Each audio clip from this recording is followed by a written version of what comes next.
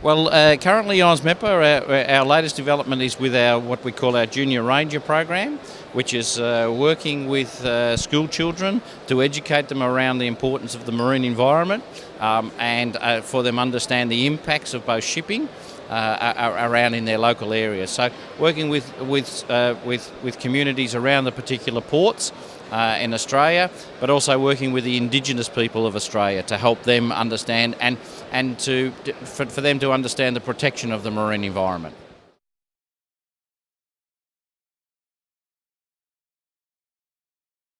Look, I think the largest improvement in safety and particularly environmental performance has been, I suppose, the double hull legislation.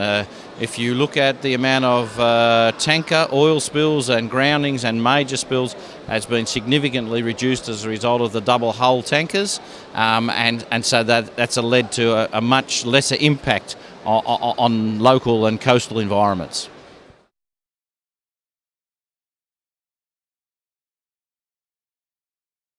I think it's from our side, from the vetting side, we've certainly seen greater transparency in that particular area. It has created some problems with some interpretation in some areas, but I think as we roll into next year and as it comes into greater force, we will see greater protection of seafarers' rights, which I think is a good thing for the environment because motivated seafarers, happy seafarers makes us safer ship.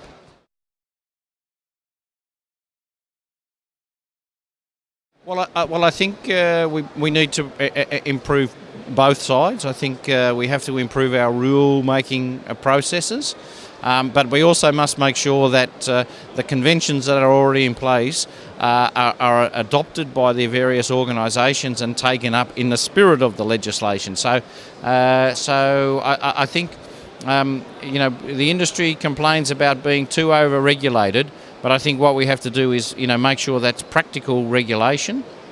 And to do that, and certainly recently, we've seen some sort of analysis and better analysis, if you like, of that of the effect of the regulation.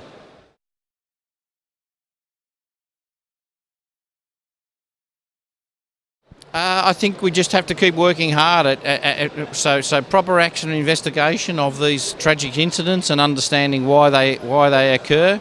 Understanding the human element in shipping and so how can we improve the human element side, and I think in some cases better safety systems in place to when accidents do occur so that there's not large loss of life and protection of the environment.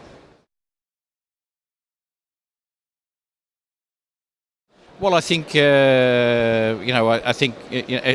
risk should be what the CEOs of shipping companies are looking at every day, whether that be financial risk, operational risk, and it should be in the forefront of their mind about their operations and not just standing still, but how do we continually improve in those processes, how we train our seafarers to make sure that they understand their important part in managing risk on board the vessels, and a clear understanding of what the ship owners want from those particular seafarers. And I think that's some ways we can improve the sort of situation. It's a difficult task. We continually expand our environment. We have more ships at sea all the time, but also better analysis of those accidents and what led to those accidents.